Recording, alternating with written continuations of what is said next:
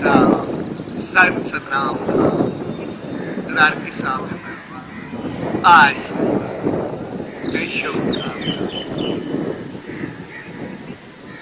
असां जॾहिं बि उन सच साईं जी रहमतुनि में ईंदा आहियूं त उनजो मक़सदु इहो आहे पंहिंजे जीवन खे सही राह पंहिंजी ज़िंदगी खे सही रस्ते ते असांजी ज़िंदगी में जेतिरा बि हलण जा तरीक़ा हूंदा आहिनि हर हिक जो पंहिंजो पंहिंजो महत्व पंहिंजो पंहिंजो मयार त असां जहिड़ो रहंदासीं जहिड़ो खाईंदासीं जहिड़ो पीअंदासीं जहिड़ो हलंदासीं सभु कुझु तहिड़ो तहिड़ो थींदो इन करे असांजे जीवन में खाधे जो असर बि तमामु घणो रहंदो इन करे चयो वेंदो आहे त जहिड़ो अन्न तहिड़ो मन जहिड़ो पाणी तहिड़ी वाणी यानी जहिड़ो असां खाधो खाईंदासीं तहिड़ी तहिड़ी सॼी सोच असांजा वीचार उहे रहंदा ऐं जहिड़ा वीचार ऐं सोच रहंदा तहिड़ो ई असांजो कर्म बणिजे तंहिंजे करे असां पंहिंजे जीवन खे हमेशह सही तरीक़े सां हलाइण जे लाइ खाइण ऐं पीअण ते ख़ासि तवजह ॾींदा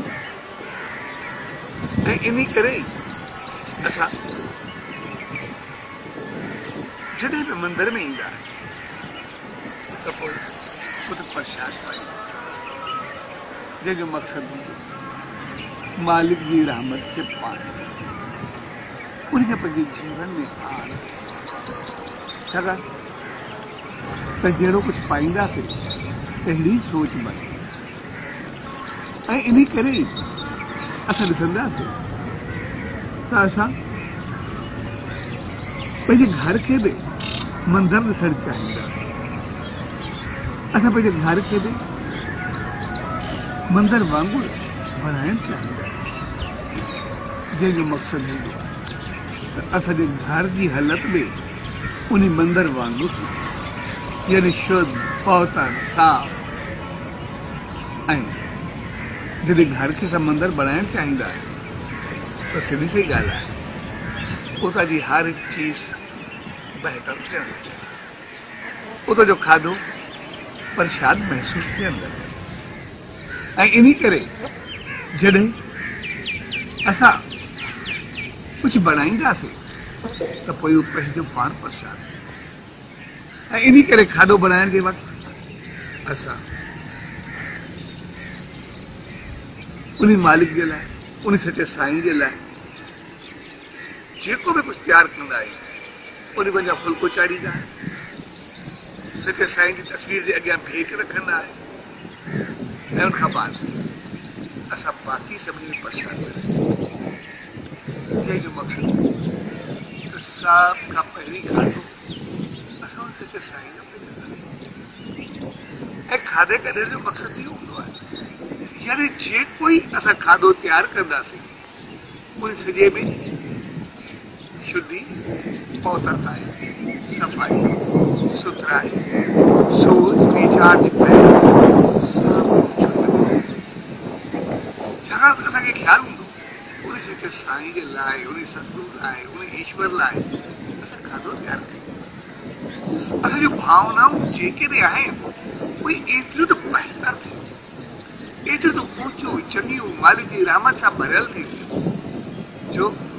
असां जीअं जीअं भावनाउनि सां उहो तयारु कंदासीं तीअं तीअं सभु भावनाउनि में वेंदियूं ऐं उन मालिक जी रहमतुनि में अचणु शुरू ऐं इन करे असां वरी माहौल खे बि सॼो साफ़ सुथरो कंदासीं करण में बि शुद्धि वर्ताईंदासीं पवित्रताई वर्ताईंदासीं तव्हांजो जेको ई खाधो तयारु थींदो उहो एतिरो त भावना वारो प्यार वारो सफ़ाई सुथराई वारो शुद्धि वारो थींदो जो वरी उहो खणी करे असां उन सचे साईं जी दामन में रखंदासीं ऐं उनमें जेको उहा आशीष पवंदी ऐं वरी प्रसाद बधी वेंदो मिलाए करे असां साहब खे खाराईंदासीं त हर हिक जे अंदर में उहा शुद्धि पवित्रताई बहितरी चङाई उहे ऊच नीचा सभु अंदर में अचणु शुरू थी वेंदा ऐं असांखे जॾहिं अंदरि घर जे भाती जो सभु इहो पवित्र थियो त पूरो माहौल ई सुठो थी वियो। तंहिंजे करे असांजे खाधे जो असरु असांजे जीवन में जेकॾहिं असांजे घर में असां ॾिसूं कॾहिं कोई असांजे घर जो ॿारु नहीं कंहिंखे कोई ग़लति आदत आहे गुस्से जी साज जी या कंहिं क़िस्म जो कोई हाल में ईजाद में रहंदी आहे त पोइ अगरि असां अहिड़े नमूने खाधो तयारु कयूं उन उहे भाव भरियूं ऐं कुझु बि प्रसाद वारो असां घर में खाधो खाराईंदासीं सभु तरह जो ख़तम थी वेंदो।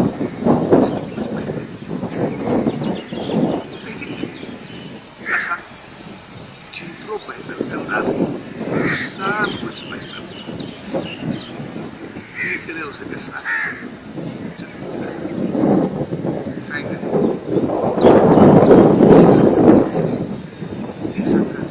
सभिनी रोटी या फिर घुमाइण लाइ चयो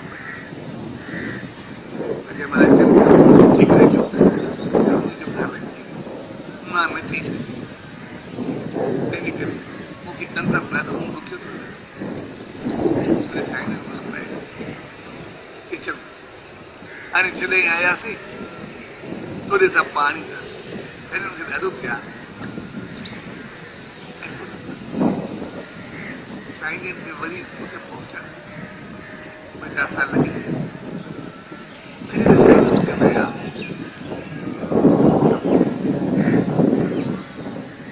पुॼी आयो साईं जन चयो कि तव्हां जयमाली छॾे जय वक़्तु साईं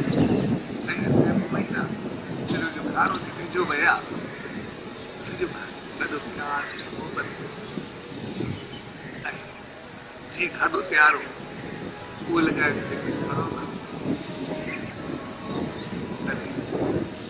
साईं खे चयो त तव्हां पंहिंजे लाइ जेको ई तयारु कयो आहे त तव्हां पंहिंजे हिसाब सां खायो। जॾहिं खां तव्हां चयो असां तव्हांखे पाणी ॾींदासीं उन ॾींहं खां असांजो घास जड़बो बंदि आहे। जीअं तव्हां चयो असां पाणी ॾींदासीं असां उन ॾींहं खां वठी हर रोज़ जेको बि खाधो तयारु कंदा आहियूं उनमें हर क़िस्म जी शुद्धि पवित्रताई बहितरी साफ़ सफ़ाई सुथराई असांजी हर रोज़ भावना हूंदी त साईं जन चयो मां पाणी ॾिनो तव्हां त सदाई आहियो इन करे हर रोज़ असां उहो ई खाधो तयारु कंदा आहियूं जीअं तव्हांजे लाइ तयारु थियो ऐं पोइ उहो तयारु करे पहिरियों भोग लॻाईंदा आहिनि पोइ वरिताईंदा आहिनि। हक़ीक़त अॻु में असांजी हालत इहा हुई जो असां तव्हांखे न चई सघियासीं वञण महिल चयोसीं माना पाण में न सम्झी जॾहिं खां तव्हांजो प्रसाद वठणु शुरू कयो आहे असां सभु एतिरा ख़ुशहाल ऐं चङा आहियूं। असांजे घर में जेका दुख दर्दिरता हुई सॼी ख़तम थी वई आहे ऐं असांजे घर में जेको बि क्रोध कावड़िया हूंदो जॾहिं खां हर रोज़ तव्हां उहो प्रसाद तव्हांजे करे खाईंदा आहियूं असांजो घर तंहिंजे करे इहा आसीस रहे त हमेशह हिन घर में तव्हांजो वास रहे ऐं हमेशह उहो तव्हांजो ई खाधो हलंदो इन करे असां ॾिसंदासीं असां केतिरनि घरनि में हर रोज़ जॾहिं खाधो तयारु थींदो आहे त पहिरीं सचे साईं जो पहुचाए कंहिंजो मक़सदु असां खाधो अहिड़ो तयारु कंदासीं जेको मालिक लाइ तयारु थिए ऐं जॾहिं शुद्धीअ पहुता पई पवंदी सभु कुझु तंहिंजे करे चयो वेंदो आहे कि जहिड़ो अन्न जॾहिं जहिड़ो तयारु कंदासीं ओड़ो ई कुझु सभिनी खे असरु पवंदो ऐं सचे साईं जी आसीस जीअं उन्हनि ते उन मालिक दर इहा ई अरदास पाण सभिनी करे अहिड़ी आसीस रहमत ऐं किरपा जी भॻवान जी रहमत मिले असांजो उन वांगुरु स्वर्ग बणिजी पवे ऐं असांखे मालिक एतिरी सुमति ॾे जो असां जेको ई तयारु कयूं उन सच साईं जी रहमत जो तयारु कई ऐं उहो प्रसाद पाए करे हमेशह जे लाइ खुशहाल पाए। साचो सतराम, साचो सतराम, साचो